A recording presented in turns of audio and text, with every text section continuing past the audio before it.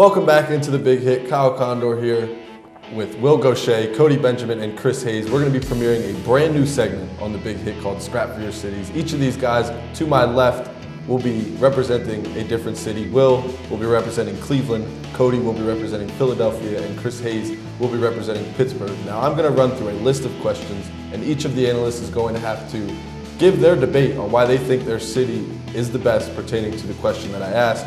The best answer will earn 3 points, the second best will earn 2, and the third best answer will earn 1 point. After the 5 questions are asked, the person with the most points wins. Guys, let's jump right into it. First question, we'll go to Will. We'll start with you. Will, who is the best athlete in Cleveland at the moment? The best athlete in Cleveland would definitely have to be LeBron James. There is no doubt about it. His numbers speak for himself. I mean, 12 All-Star appearances, 2-time NBA champion.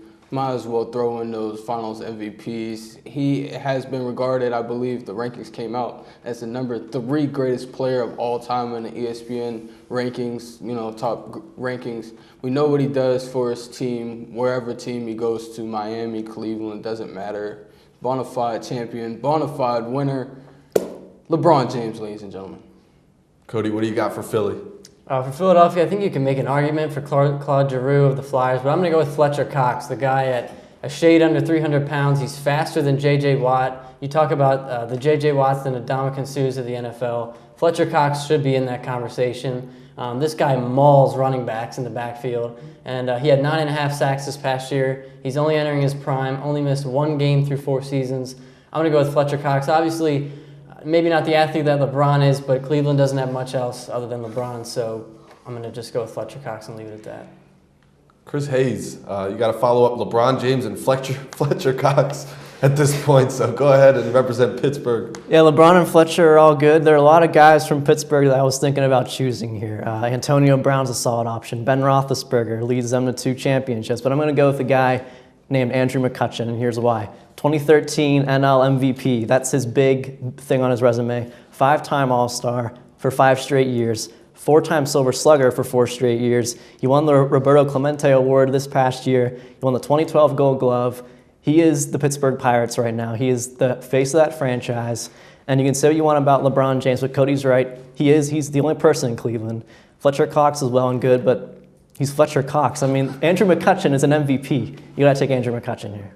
Well, any rebuttal, Will? Well, I was going to say, the only person in Cleveland, I mean, you're talking about Kyrie Irving, who also is there. I mean, other than that, if you look at the Indians roster, it's not too strong just yet. They do have that young shortstop. You saw the Cavs without LeBron, though, and what were they? Not very good, even with Kyrie Irving. No. Well, just one player, I mean, obviously we're probably going to get into other questions, but I mean, just one player doesn't define a city or their success, and obviously, whether you have LeBron, they have LeBron, but they've got nothing else, like I said. So, I mean, we'll dive into that, I guess. So before we move on here, I do have to award points. I think it is inevitable that Chris Hayes presented the best argument to go along with a great athlete. I think Cody was at a little bit of a disadvantage here with Fletcher Cox. He did provide a good argument, but I cannot support a Fletcher Cox answer. Can I ask why? Can I ask why?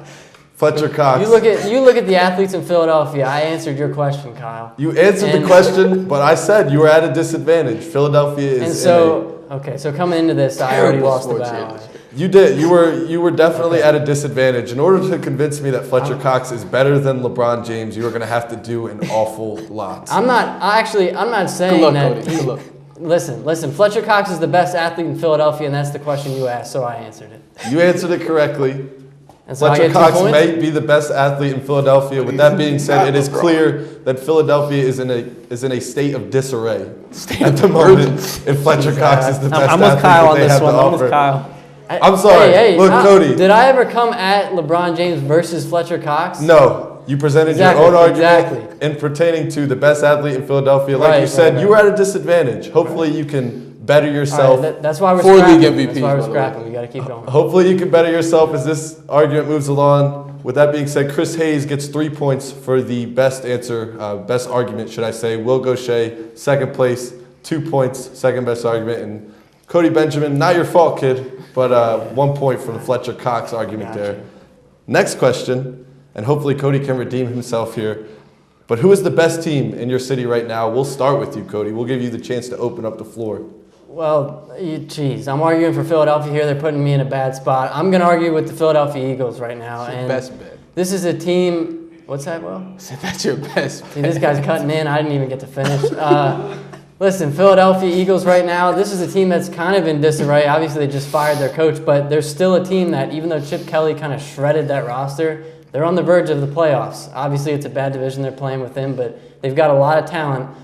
Not just Fletcher Cox on that team, but the Eagles are a team that has consistently competed. They've only had 3 losing seasons in, I believe, the last 16 years. And still, with a new coach, they've got a lot of talent on the roster. Even with a big question at quarterback, they're going to be competing for a division title next year. You could argue that the Flyers are in contention. I mean, they're inconsistent, but they go through some hot stretches. I'm going to go with the Eagles. Definitely the best team right now as far as talent goes and chances of getting to a championship. Chris? I mean, I don't blame Cody. Cody's doing all he can here with a bad city as in regards to sports teams. But I mean, in regards to sports teams, I'm saying, Cody. But let me make my argument here. The Sixers didn't make the playoffs this past year. The Flyers didn't. The Phillies didn't, and the Eagles didn't. Who did? The Pirates. The Pittsburgh Pirates have made the playoffs 3 years in a row. After a 20-year losing streak, I'll admit they lost for 20 straight years, but they made the playoffs for 3 years in a row. And that's pretty impressive with a small market team like the Pirates and Major League Baseball as it is right now.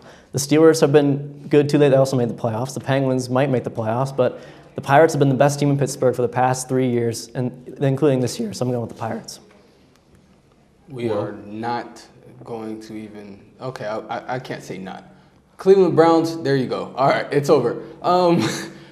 The Indians. We would move on to them. They, in the playoffs a couple times or not. No, it's not them. It is definitely, once again, thank you, Cavaliers. Eastern Conference champions last year. You can't say enough about what my previous best player in Cleveland, LeBron James, has said. Pirates, 20-year drought. Get them out of here. He said, Cody, you were with the Eagles. No. When you think about Cleveland, you think about the Cavaliers. That is the brand of Cleveland there. That's how many championships do they have? Cleveland doesn't have any championships since 1954. All right. At least he's admitting, yeah. That's good. That's right. I can't go any farther with that. Cody, I want you to convince me that the project the Eagles have been working on is going to work within the near future. Because you've given a good argument this far. But I need more detail as to why the Philadelphia Eagles project is going to finally come together soon. I'm ready for this one. Well, if you look at the Eagles last year, it was obviously a huge mess. I mean, the headlines were all about the Eagles for the wrong reasons, Chip Kelly and how he couldn't manage players, and yet they still finished 7-9. That's not a horrendous record. And obviously one game's not going to dictate things, but after Chip Kelly was fired, a week before the season was over, with Pat Shurmur, completely new head coach at the helm, they went back to a traditional offense, and all of a sudden, DeMarco Murray looked like a regular running back. Sam Bradford started completing passes, and there wasn't as much pressure on the defense. With Kelly gone, the defense is not going to, it shouldn't be as worn out as it was with Kelly trying to cram as many plays as he could into that offense. And obviously in that division, the Eagles are in a position where even if they improve just slightly, they've got a chance of winning that division title, and then they've got the talent to move forward and take a big step. I mean, on defense, that unit was put into a bad position by the offense, but they've got guys like Fletcher Cox. They've got young linebackers. You know what? If I hear the name Fletcher Cox one more time, I'm going to scream. With that being said, we can revisit that because you seem to think that in a 3-4 defense, Fletcher Cox didn't stand out as one of the best. You made your point. We have to move on. I am going to reward you 3 points. Okay, all right. So hold your case from here on out. I'm giving Cody the 3 points here because the question was who is the best team right now. I will go ahead and look at the recent past, should I say, the past 15 or so years is right now as well. With that being said, Cody mentioned early on after I asked the question that the Eagles have only missed the playoffs 3 times over the past 16 years. Even the 3 times they missed the playoffs, they weren't terrible. Whereas the Cavaliers and the Pittsburgh Pirates have had some awful seasons aside from the ones. The question was right now. I mean, right now. Right now. Yeah, and right now you can go ahead and look at the past 10 years because they've had players on the teams that the players that are on the team now have also been there for the past 5 to 10 years and some more than that. So Cody, 3 points.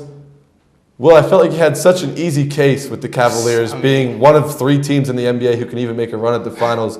With that being said, you could have presented a better argument. It's the only team in Cleveland, Kyle. You could have presented a better argument and did not. Will gets 1 point. Chris Hayes bringing up the rear with 2 points. So after 2 questions, Chris Hayes has 5 points. He is in the lead. Cody Benjamin, second place with 4. Will Gaucher in third. We will move on to the next question and talk about a little history over the next couple of questions here. Chris Hayes, we'll start with you. Who is the best athlete in Pittsburgh history?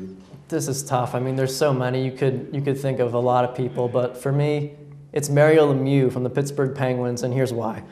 2-time Stanley Cup winner. He brought the Penguins back from basically nothing. They're going to be sold. But also, they're going to be sold when Crosby came. But, I mean, the Penguins were nothing of a franchise, and Lemieux was drafted first overall, and then he changed everything. He still has a legacy on this city and the Pittsburgh Penguins. He's the owner. He led them to the Stanley Cup as an owner as well. He's a 2-time Conn Smythe winner, playoff MVP, 3-time regular season MVP, 0-2 Olympic gold medalist, 6-time Art Ross. I mean, I can go on and on. 6-time Art Ross Trophy winner. I mean, the guy's arguably the second best hockey player of all time behind Wayne Gretzky, maybe even the best if you want to go that far. Pittsburgh sports has a lot of great athletes. Roberto Clemente comes to mind too. It was tough debating between the two of them. But to me, Mario Lemieux, just the legacy he left on this city and the market's still there. It's got to be him. Will?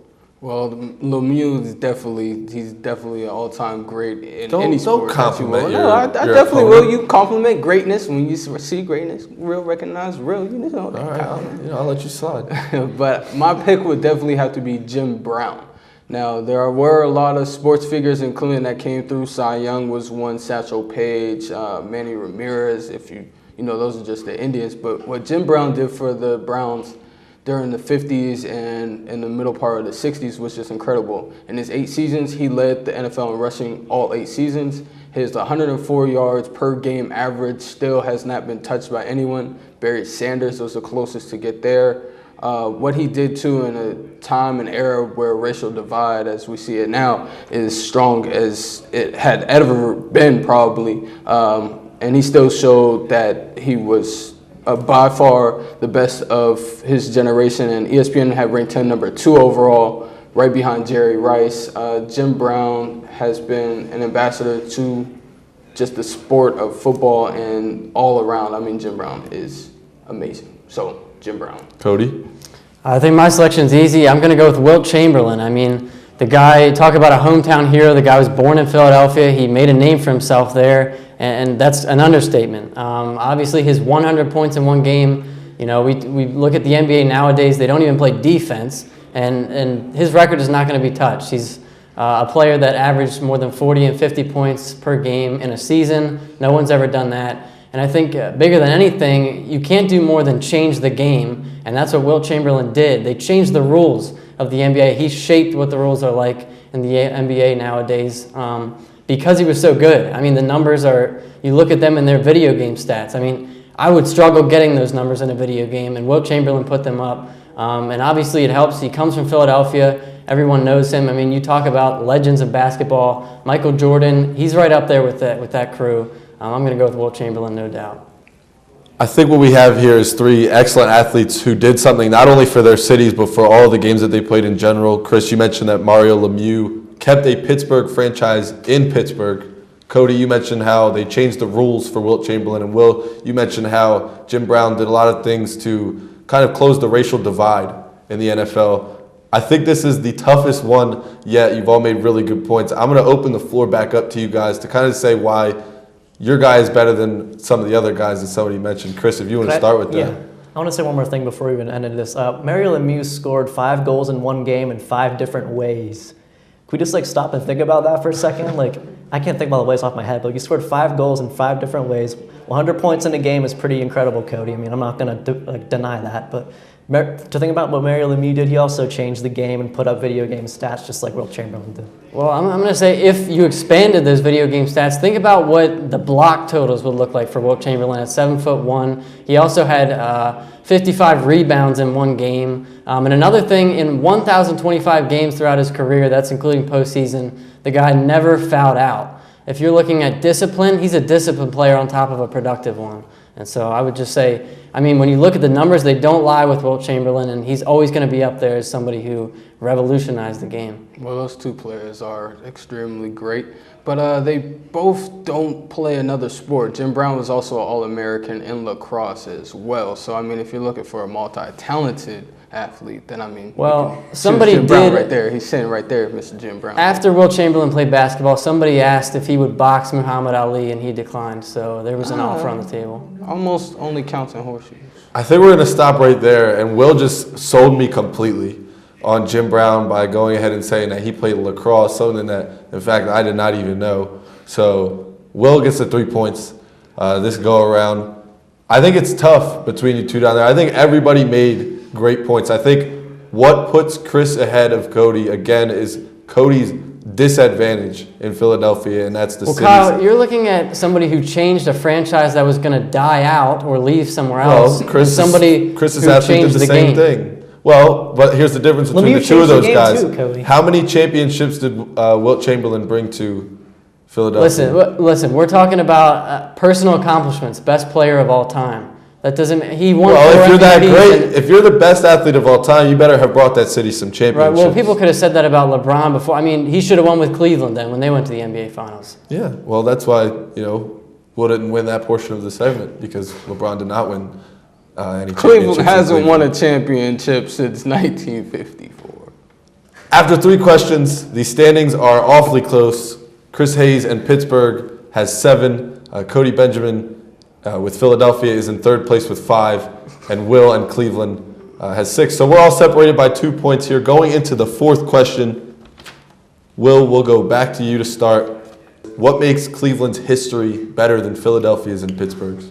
Well, the fact that they have been to a couple of NBA finals, let's say 2, maybe 3 this year. The Indians haven't left us with a little bit much. I know I'm going backwards here, Kyle, but when you look at Cleveland's sporting history, it's enough to make a grown man cry, because it probably has. Are you succumbing to defeat? I kind of am here, because I'm trying to find an angle. That's bold. But here's a good idea for you. Here we go. Let Cody and Chris give their arguments and tell them why their teams aren't as good as they're about to say they are. That sounds. I think that's your way out. That sounds good. Are I'm you default slamming out. us before we get a chance? I'm helping. I think I can be of some assistance here, and I think Will has 0 argument for Cleveland. With that being said, Cody, I would like to hear how Will can shoot down your Philadelphia argument.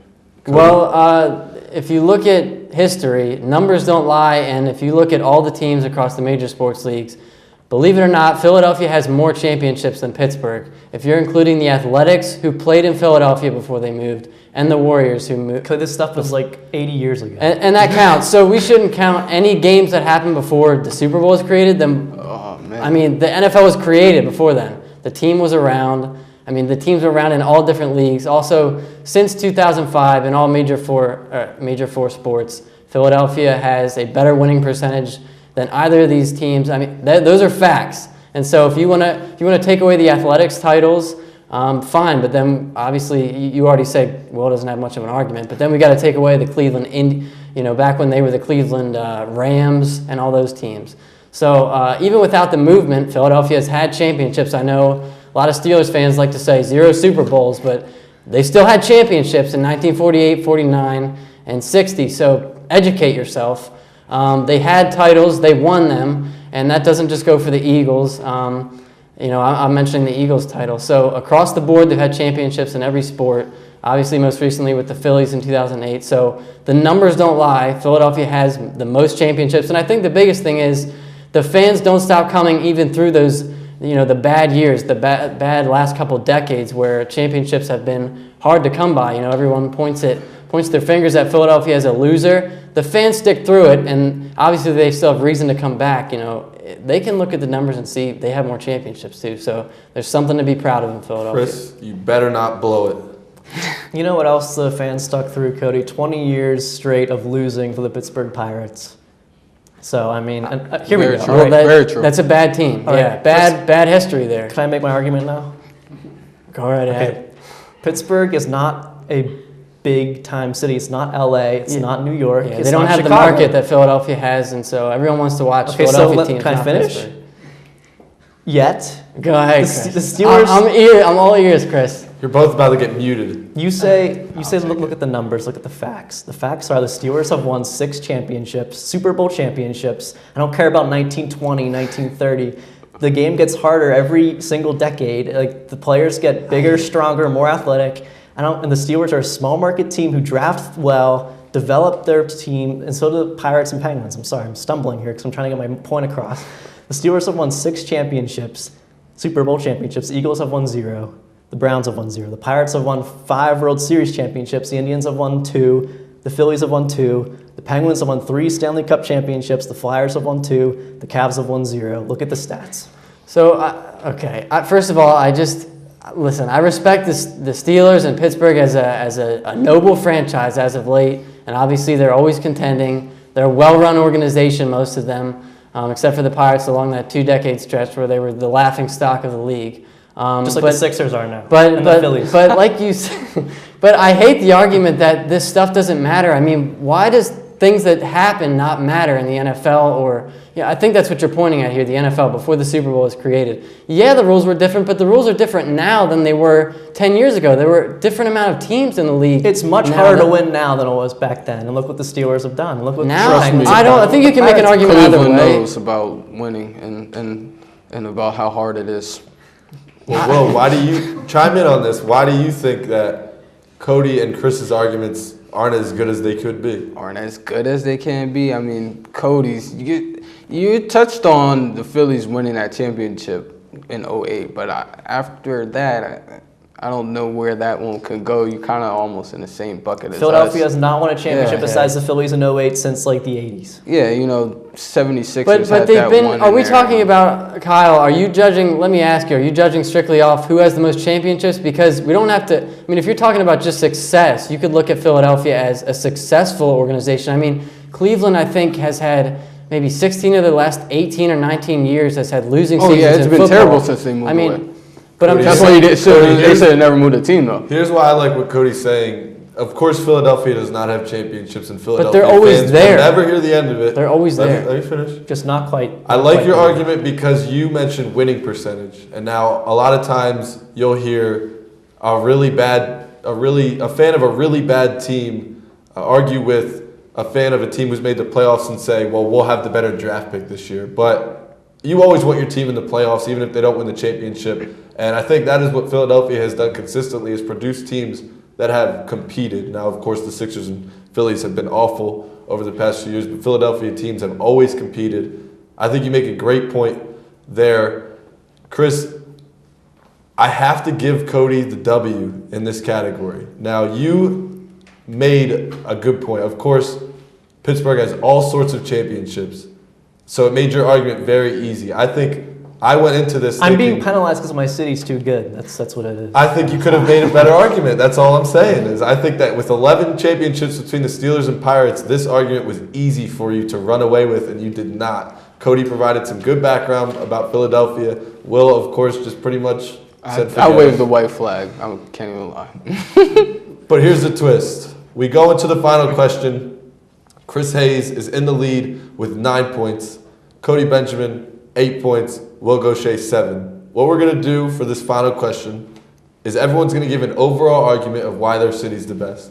Now, since this is the 5th and final question, we are going to award 5 points to the best answer, 3 points to the second best, and 1 point to the worst.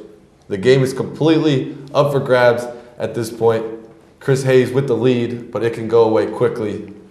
Cody, we're going to start with you. Why is Philadelphia the best sports city that we are talking about right now? Well, we called this segment Scrap for Your City, and I think Philadelphia is the definition of scrap. Everyone's going to roll their eyes and say that's cliche, but you can see it in the way that their fans turn out more than any other team. You can see it in the way that they're actually a successful team. There's something to be proud of. There's more championships than either of these two cities, and even if you strip away the ones where the teams moved away, that's fine. They still won. They're still winners in every sport. And so also, moving forward, I think that they do have a promising future. We talked about how I kind of dug myself in my own hole in the beginning because Philadelphia has had a lot of struggles lately. But the Phillies have had the benefit of kind of rebuilding that program. We haven't really talked about the Phillies. They've got a lot of top prospects moving forward. That's a team to look out for in a few years. The Eagles, with Chip Kelly gone, you've got a new regime there, a regime closer to the one that Andy Reid ran, where they made how many NFC championships over the course of and went to a Super Bowl.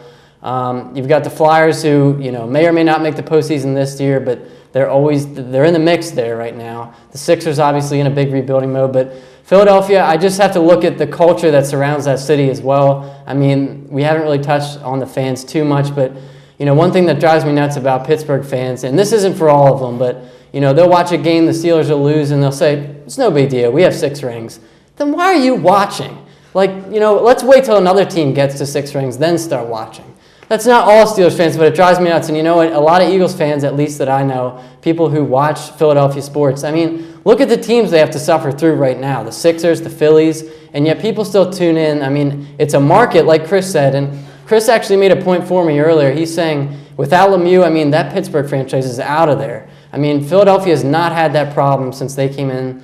And obviously, you look at the Eagles, they're a storied franchise, came in 1933, well before Chris wants to acknowledge that the NFL existed. And then the rest of the teams, I mean, they've got the same NFL. They've got promise moving forward, and so I think that heart is always going to be behind Philadelphia too. What Cody's not admitting here is that Philadelphia fans routinely turn on their teams. They are mean fans sometimes, not all of them, and they give up on their teams and they turn away. I've seen it before. It's been a national storyline for years. It's tough love in some cases. I mean, would tough you rather love. Why that? don't you cheer for your own teams? They did for the Pirates for 20 years. They stayed there at PNC Park and through other stadiums and I don't want watched to their hear teams. this, whose fans are better. I want to hear what's going on in between the lines. All right, Kyle, here's an interesting argument. We're all 19 or 20, 21 years old, whatever. In my lifetime, I've seen 3 championships, 2 from the Steelers, 1 from the Penguins.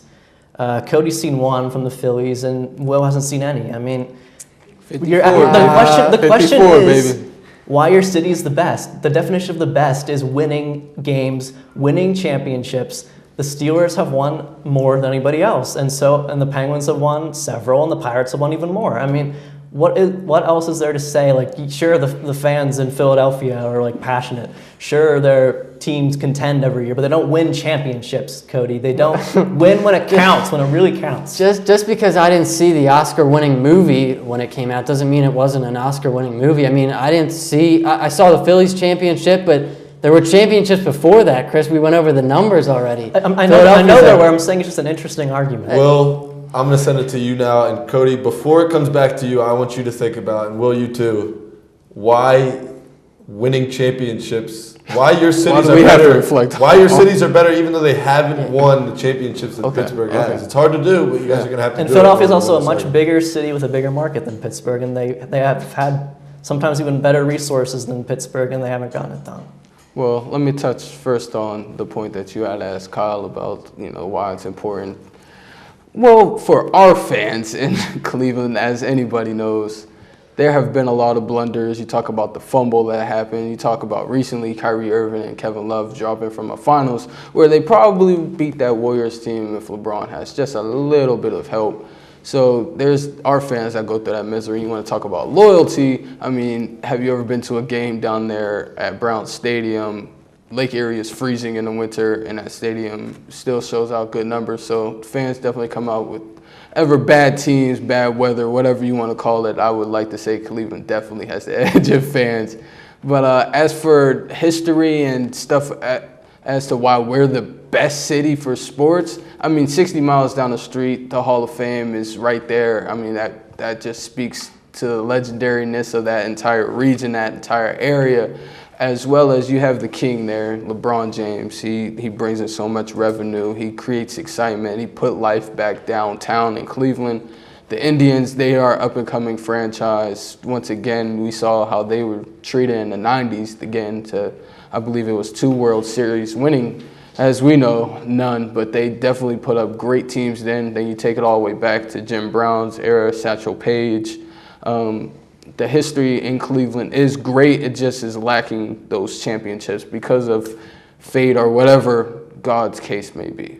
Cody, why is Philadelphia better than Pittsburgh, even without all the championships that Chris mentioned? Well, to be honest, I mean, most arguments made in the case of Philadelphia, you don't talk about the championships because everyone dwells on the fact that lately there haven't been much. But I think that's exactly where the biggest argument for them comes in because, you know, Philadelphia is practically its own historic landmark. I mean, you got the Liberty Bell there. People go there all the time, but you walk around and what do the people want to talk about there? Sports. I mean, the Eagles, the Phillies, the Flyers, the Sixers, it doesn't matter. They're all playing within the same radius. They're all, I believe, they're one of the few cities that has all 4 teams playing in the same radius in the city. But, I mean, it doesn't matter who you're looking at. I mean, the fans are always, you know, Chris said they're mean, but I think that shows that they care. I mean, they care about that so much that they're willing to go out of their way. And, you know, there's a place for respectful behavior as far as fans go, but the teams themselves have been rooted in that city for so long that it's, you know, it is the city. That's what Philadelphia's all about. You talk about,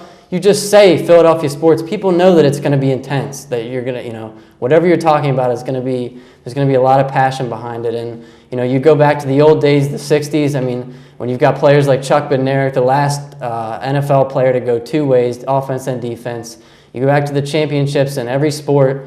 I mean, the fans, whether or not you have the championships, like you said, Kyle, I mean, they come, they show up. They show up and they're going to bleed green, Pittsburgh red, fans orange. don't show up either, though. Like, Pittsburgh fans are just as passionate, if not more. I don't want to know about the fans. I want to Well, know Cody about the keeps bringing them up. players Like, and what they're doing in between the lines. I was Cody going to has say no it to argument, Cody so he's too. bringing up the fans. I was Okay. going to say it to Cody too. Well, you know what? Each of you gets 1 sentence before this segment is over. Kyle, you want to know what the current teams are doing? I want to know why your city is the best in sports, and I don't One care about the sentence. fans. 1 sentence. Why your city is the best Okay. in sports.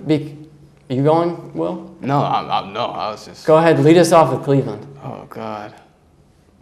Cleveland's the best because LeBron James. That's how we Fair. started. I just have to Start say, and end. Philadelphia is the best because all 4 teams are rooted in the city.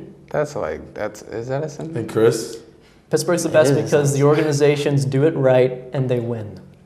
So does Philadelphia. Do it right. What does that Without mean? further ado, we are going to send Chris Hayes to the final round of Scrap for Your City. And it's because I think Will Tell and me Cody were why. at a disadvantage from the start here.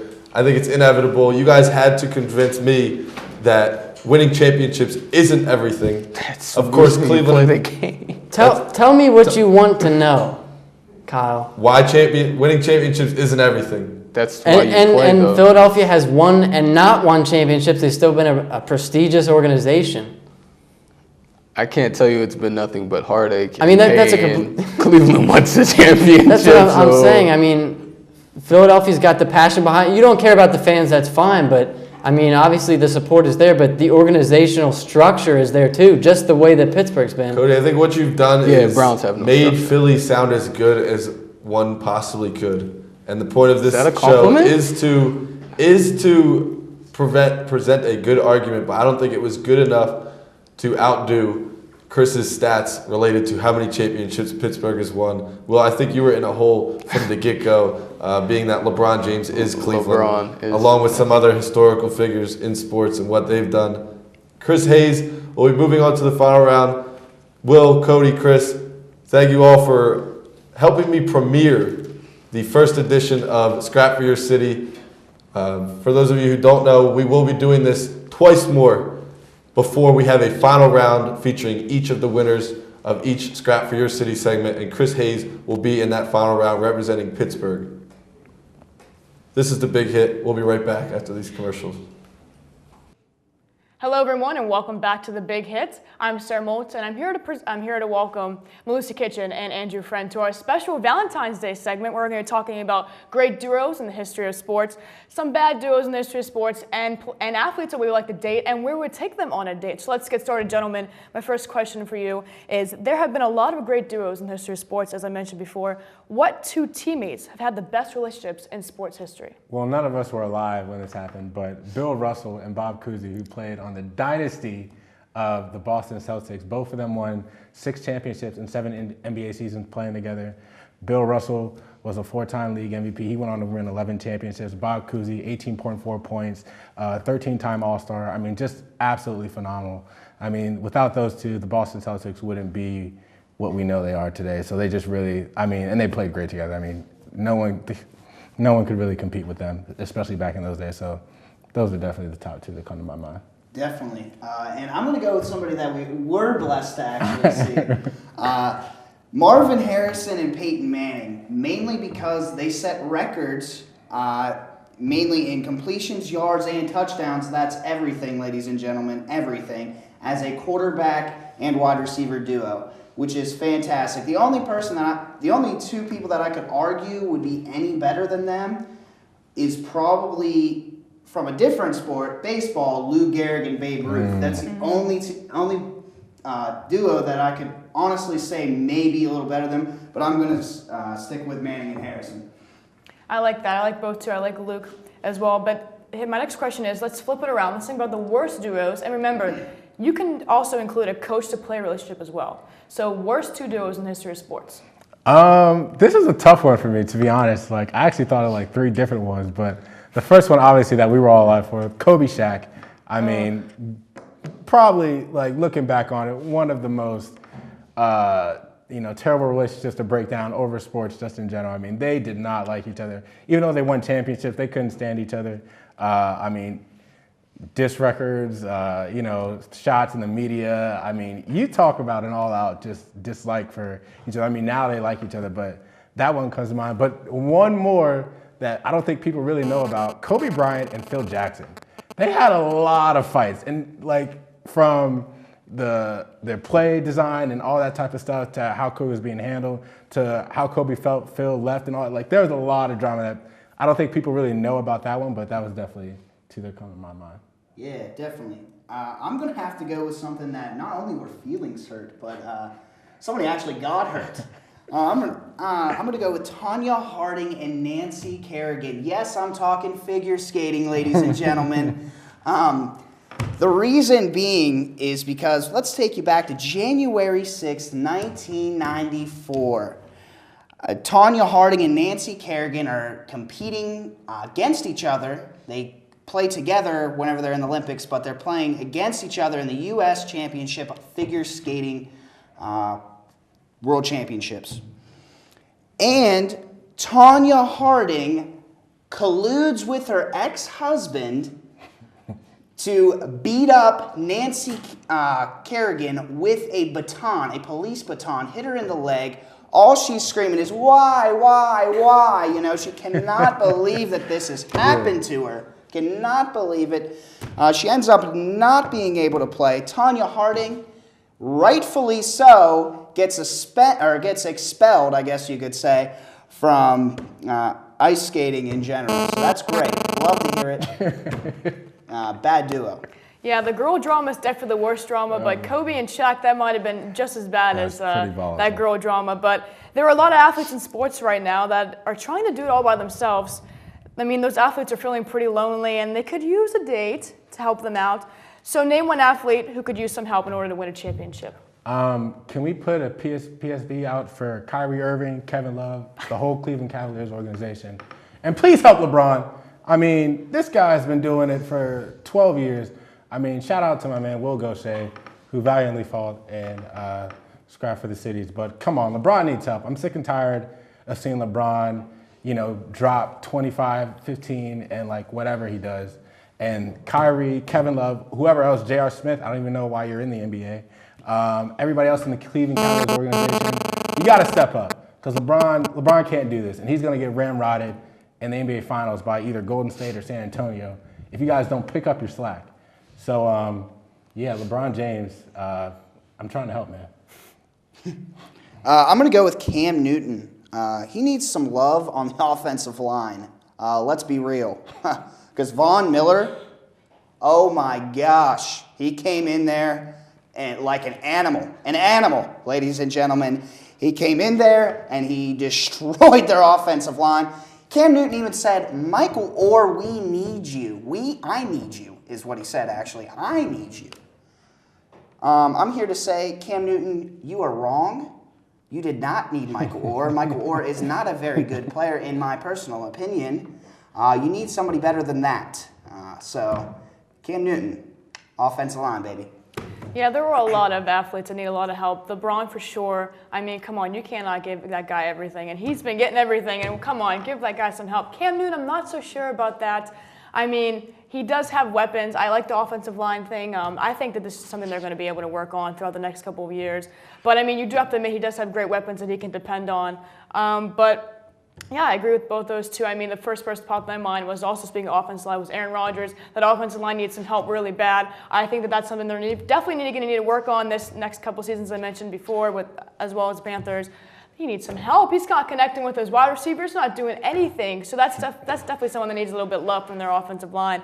But there are also a lot of athletes who have last names related to Valentine's Day, as last week was, like example Kevin Love. So who are some of your favorite athletes that fit that category? Pete Rose is one of my favorite Valentine's. I mean, Charlie Hustle, great nickname by the way. Pretty much represented baseball as one of the greatest baseball players ever. And people want to, I'm not even going to get to the whole Hall of Fame thing, but Valentine's Day, Pete Rose, what's a better name than that? Everybody gives flowers on Valentine's Day. It's a great freaking name, just unbelievable. Mm-hmm. Definitely. Mine, I've got Brian Hartline, wide receiver for the Miami Dolphins. Hoorah. Dwayne Bowe. Dwayne Bowe. Now, you might be asking now, people said this was a stretch. This is not a stretch, ladies and gentlemen. Dwayne Bowe, Cupid, he has an arrow in a bow, ladies and gentlemen. True. So, Dwayne Bowe, phenomenal athlete. And then we have Ben Lovejoy. Ben Lovejoy plays for Pittsburgh, defenseman, fantastic name. I love the analogies, gentlemen. Definitely Rose. I like the bow. Not a stretch. I definitely caught that right as you said it. But let's take it into our final question. And we're going to twist this up a little bit. If you could take a date to any sporting event in the world, what event would you take them to? And which athlete would be your date? Well, can I call Drake and tell him, can I have Serena Williams? And can I take her to the NBA Finals? I mean, Serena Williams, I mean, just come on. Like, I would just love to be in the presence of a tennis superstar, Hall of Famer. And if I had the money to actually take her to the NBA Finals, I would. Drake, congratulations, or maybe not. Send her my way. But Serena Williams, NBA Finals, I mean, what's better than that? Courtside seats. We're enjoying the game. Steph Curry is shooting threes like, nobody's business. I mean, it would just be an all-around great day. Yeah, exactly. I'm personally going to take Mia Hamm. Shout out to Mia. But anyways, I would take her to the Super Bowl, ladies and gentlemen. I would. But reason why I'm not, Super Bowl's around Andrew Friend's birthday. No. If I'm gonna be paying for it, it's not gonna be on my birthday, right? So anyways, I would take her to, let's set the stage, Game 7, World Series. It's in Pittsburgh. Oh my goodness. Right behind home plate. I know. Somehow you threw that in there. I know, I did. I know. But this is my dream scenario. You had yours. Okay, all right. Anyways, Game 7, World Series in Pittsburgh. Beautiful night. Just took her out to a wonderful dinner. And we're watching some baseball right behind home plate where you can watch a magnificent view of all of Pittsburgh. It's phenomenal. If you haven't been there, please go. Anyways, after that... Do we want to know about the after that, though? No, we do. We do, actually. It's tame. I'm not sure. It's tame, I swear. But anyways, after that, I would definitely give her a little shopping spree, Gotta definitely be, So you're a big spender? Yeah, big money spender, right. I got it. Gotta take care of the women, right?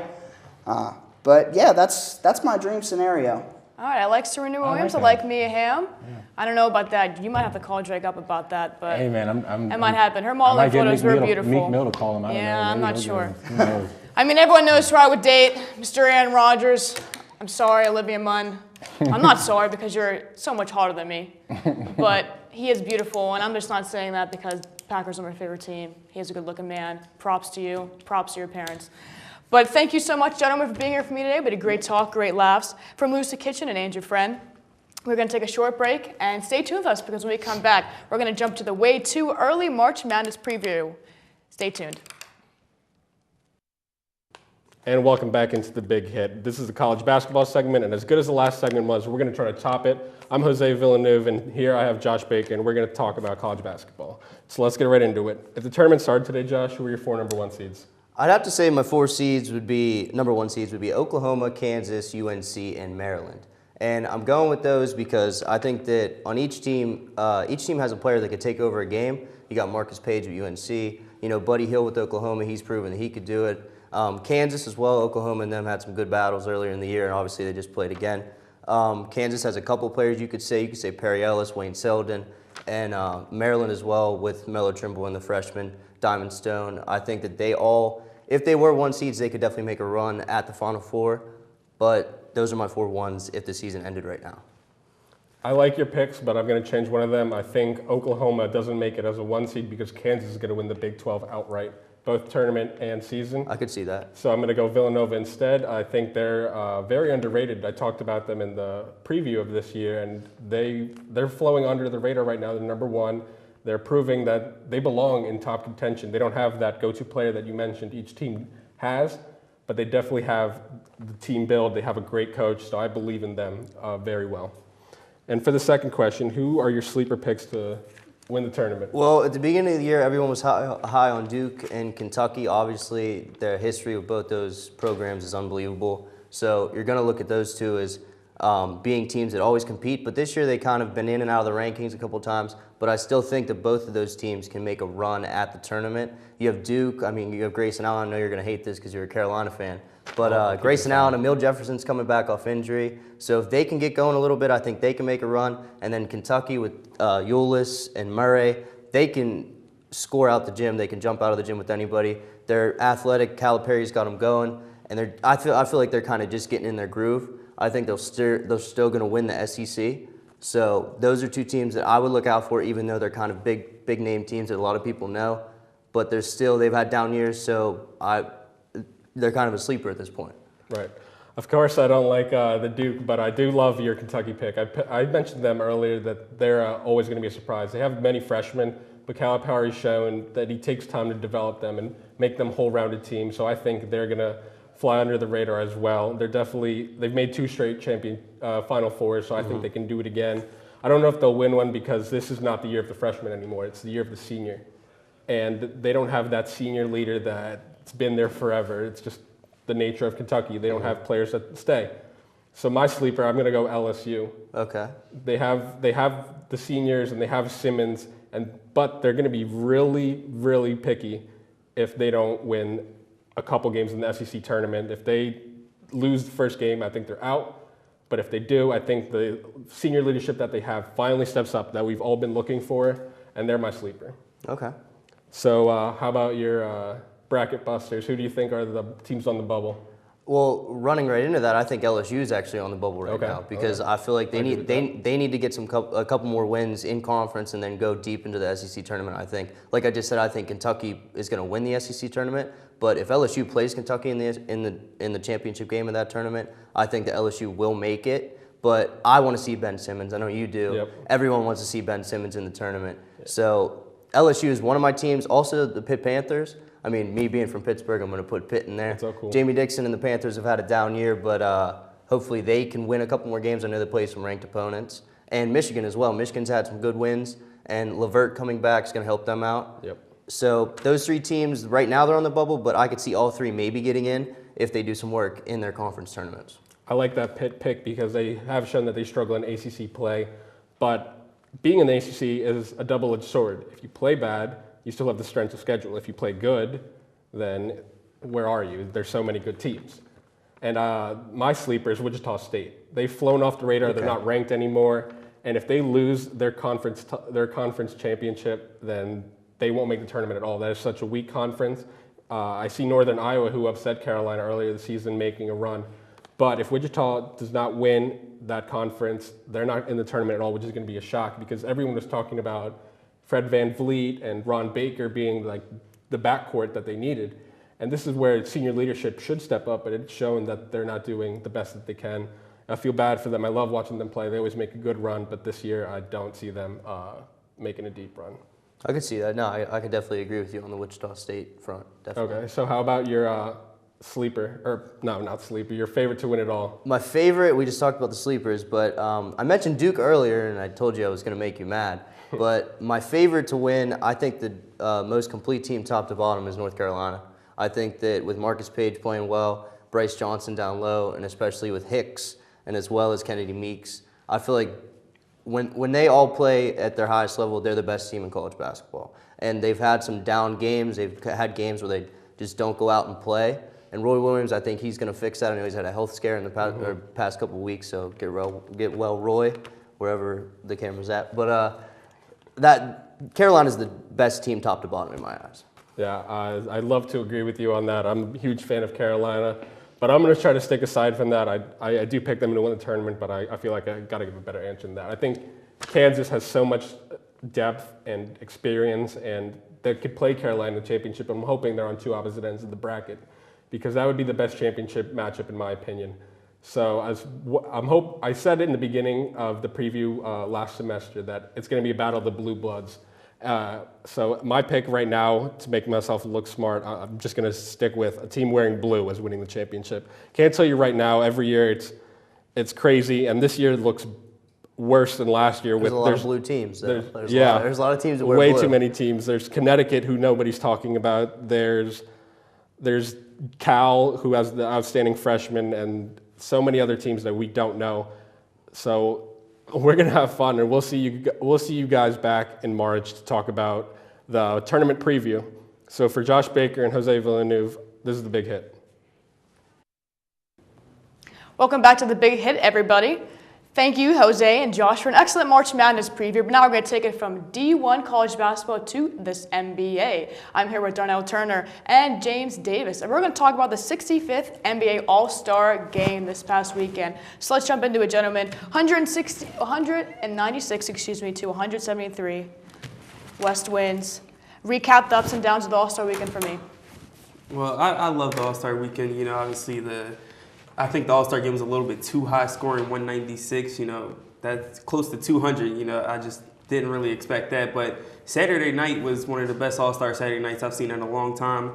From the Rising Stars Challenge, the dunk contest, the three-point contest. You know, you saw a big man win the skills challenge, which I thought was really cool to see. Rookie Karl-Anthony Towns beat 5'9" Isaiah Thomas in the skills challenge. That was cool. You know, the face-off between Steph Curry and Klay Thompson and the three-point contest, and Aaron Gordon and Zach LaVine just putting on a legendary show. You know, the best dunk contest I've seen since MJ versus Dominique, and it was just a show. But, you know, if the All-Star Game, you know, 196, you know, if the players could just, you know, at least try to move around on defense and, you know, make it a little bit more competitive, I think it would be a lot more fun, and the weekend would have been great.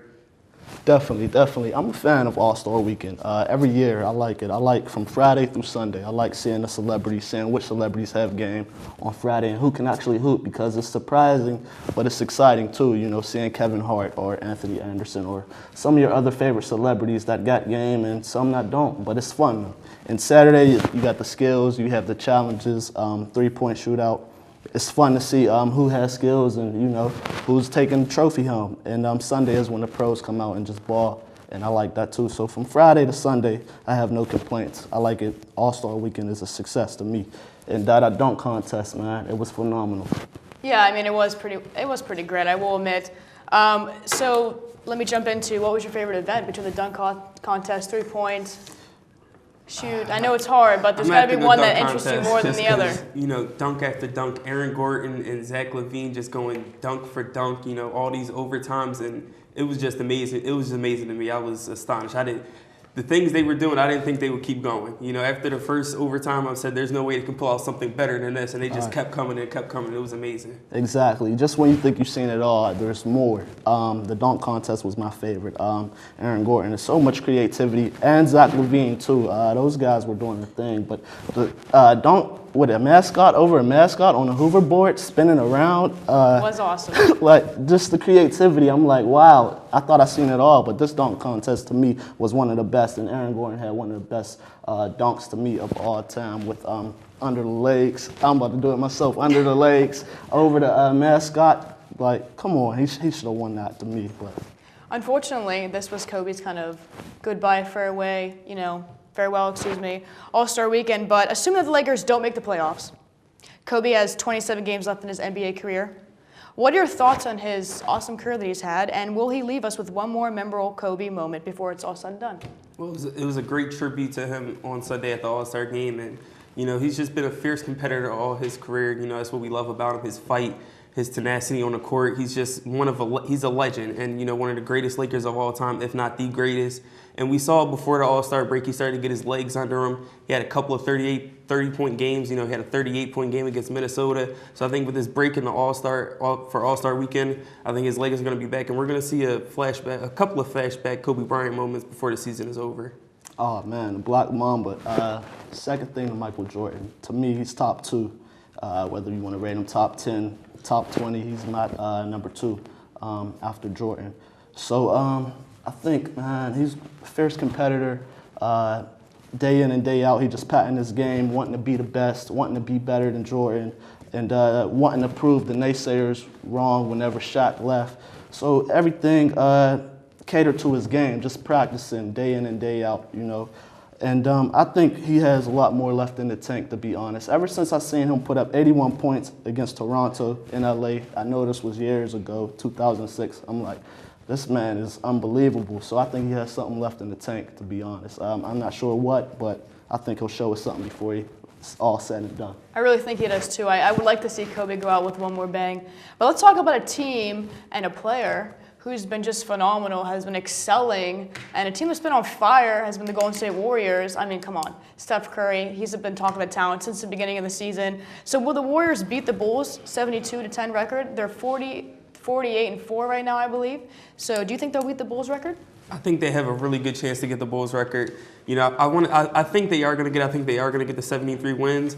You know, just they've been steamrolling over the competition all season, and they just do it on both ends of the floor, offensively, defensively. And, you know, Steph Curry, Klay Thompson, Draymond Green, the seasons they're having, all three of them All-Stars, you know, in the All-Star game this past weekend. You know, they only played the Clippers 2 more times, I think the Thunder 2 more times, and the Spurs 2 more times. So, you know, those are probably the only other tough teams that I think could give them a problem. But we've seen earlier in the season that they've, you know, no matter who the opponent is in front of them, they've been able to come up to the task and just blow them out. Their win margin is ridiculous. So I think they have a really good chance. Definitely. Records are meant to be broken. I think they're capable of. I think they're just as talented, if not more talented than 95, 96 Bulls. I think they can beat, but you got to start thinking rest can come and play a factor, and I think Steve Kerr might be like, this is really not a priority for us. We're already in the playoffs, so he might just want his key players and his players to be healthy coming into the playoffs. But I think they can, and I think they will. So I'm going to say yes. I think they'll beat the most winningest record. I like that. I think I could definitely see them doing it as well. I mean, like I said, they've been on fire since the beginning of the season, unstoppable. You know, obviously they've lost a couple games, but I mean, it happens. Every great team loses a few.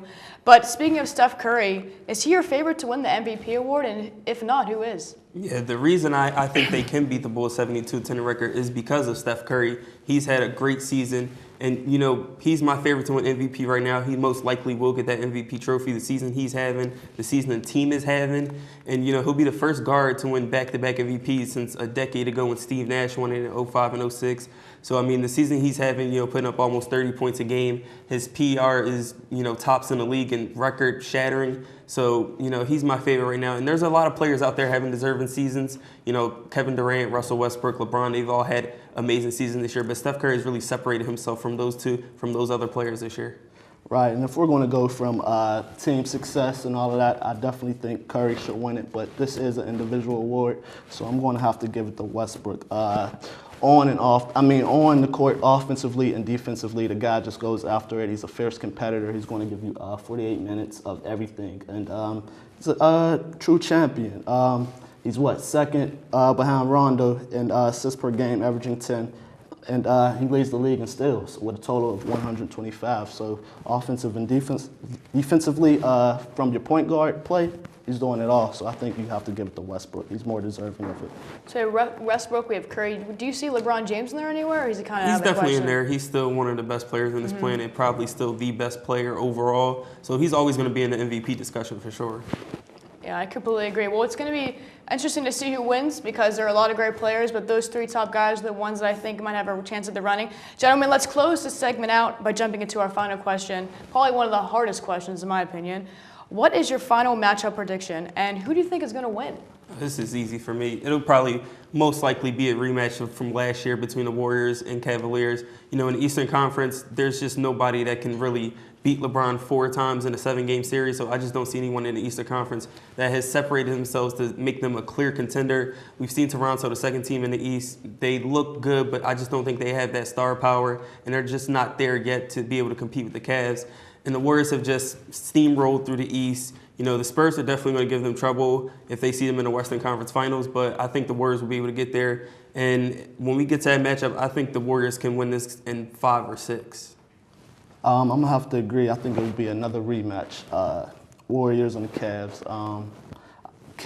Eastern Conference is just so predictable, and I don't see no one beating the Cavs in the Eastern Conference. Warriors, definitely, I think they'll be back. I like OKC, I like Memphis. I think they're tough matches, but it comes down to mental. You know, can you stay mentally, prepared, and can you in critical situations? And I think Golden State are just calm, relaxed, and they just remain themselves at the end of the day. And I think when it's all said and done, I think Golden State will be victors, basically. All right, so I see a LeBron James and a Steph Curry rematch again. But unfortunately, gentlemen, that's all the time we have left. Thank you so much for being here. I appreciate it. And that's the rest of the show. So for producers Vaughn Donzel, Kyle Condor, director Michael Montone, this is The Big Hit. Catch us next week.